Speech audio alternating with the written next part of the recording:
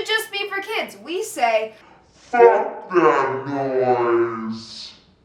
Hi guys, welcome back to Adult Bedtime Stories. I'm Charlotte Kennett, your host, and tonight there will be a co-host. This is Kearney Fagan. She is the co-creator of Chapstick web series. Chapstick subscribers. Today, we're teaming up with Charlotte's new web series, Adult Bedtime Stories. I'm super excited to be here today. Smoke some weed, I've never done it before, and tell a never before told bedtime story. I hope I don't fall asleep. Kearney will be the co-author of tonight's story, the co-improviser. I really miss bedtime stories. As a kid, I'd be able to fall asleep with one of my parents reading me a bedtime story, and now I fall asleep to just the sound of nothing. I fall asleep to white noise. For those of you who are just joining us, basically how the show works is we will call somebody in my phone, ask them for a title of a never before told bedtime story, smoke some weed,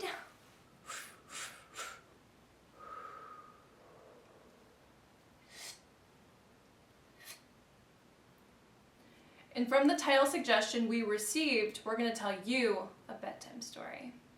We've got a live studio audience in here tonight, which is pretty fucking exciting.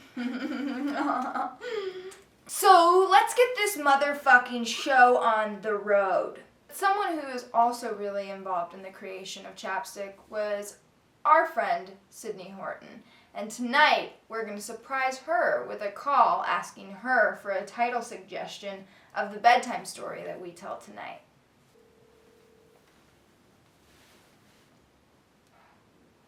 Hello? Smother me with a pillow? Smother me with a pillow. Perfect. Sydney, who works at Blumhouse, gave us the morbid suggestion of smother me with a pillow. Now, we smoke.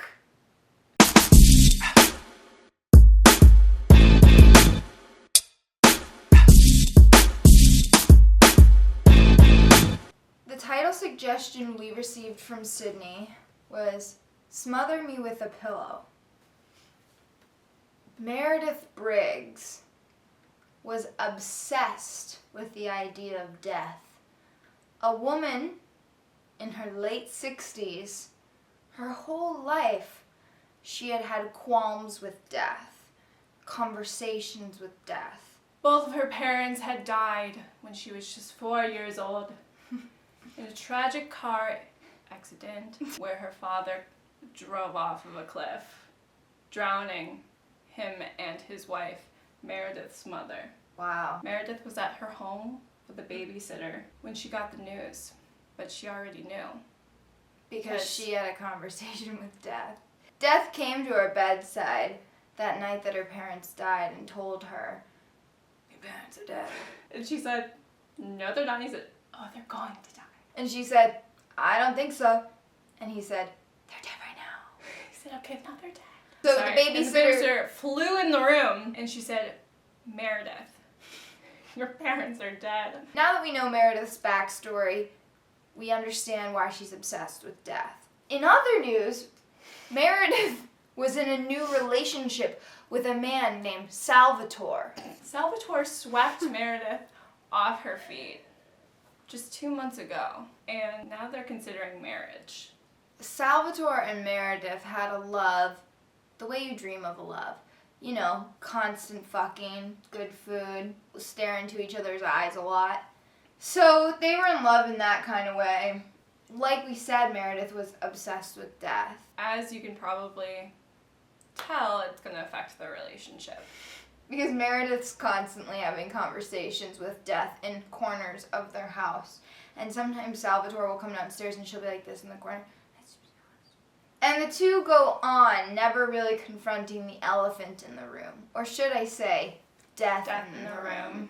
But Salvatore began to really know what she was up to because he started reading her diaries. Which is just a total violation, but really secretive about it. Like, what's she trying to hide from me? I'm gonna look. Salvatore found out that Meredith constantly speaks with death. Like, they speak at least once a day. And not only does she speak to death, she then thinks about death after they've spoken. So the majority of Meredith's time is now being spent on death. And if you want to know the truth, Salvatore was jealous. Salvatore was jealous of death. So Meredith comes home. Salvatore confronts her. Meredith, I read in your diary that you've been talking to death every day. And Meredith thought in her head, should I lie? I should probably lie. He wouldn't know if I lied. What? That's preposterous. And Salvatore says, I read it right here in your diary. Oh, Meredith said, you're actually holding my diary and showing me that you know what I was trying to hide. So Meredith was upset now because Salvatore had violated her privacy, but not only that, he knew of her relationship with death.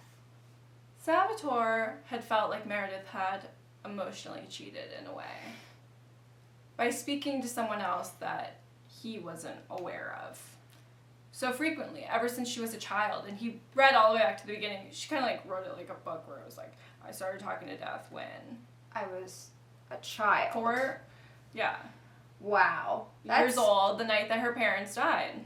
And that's intense.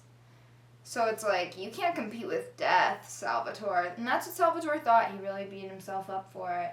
They only knew each other for 2 months. I mean, What could he when was she expect? supposed to tell him? They just started going out. Yeah. Meredith awakes in the middle of the night to see Death standing beside her. But this time, death looks different.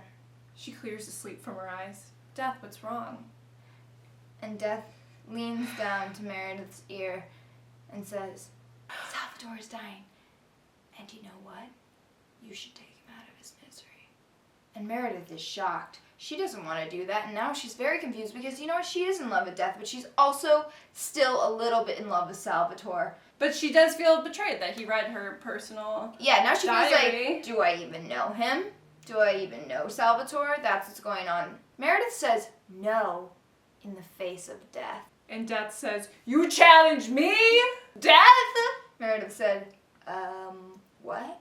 Because she had never seen this side of death.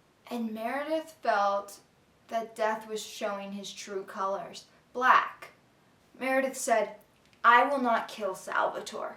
And then Death said, I will. And Death said, this is what I do, Meredith. I took away your parents, Meredith. Don't you think I could take away Salvatore? It was all to get you alone with me. She says, get out, I never want to see you again. You aren't taking him. He's mine. Salvatore, with all the commotion that's going on, wakes up and he sits up, you know, like in the movies when they sit up straight. Like, yeah. And they jolt forward. Salvatore says, what's going on? Meredith, honey, who is this? And then he thinks back earlier in the day with the diaries. He thinks it's Death. And then Salvatore's face turns purple. And then like a light pink. And then a dark red. And the reason why Salvatore's face changed to dark red is because Salvatore is love. And now it was love versus death.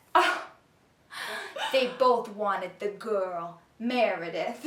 Meredith had issues like with love and trust growing up because of what happened with her parents, because of what ultimately death did, but she never like saw it that way.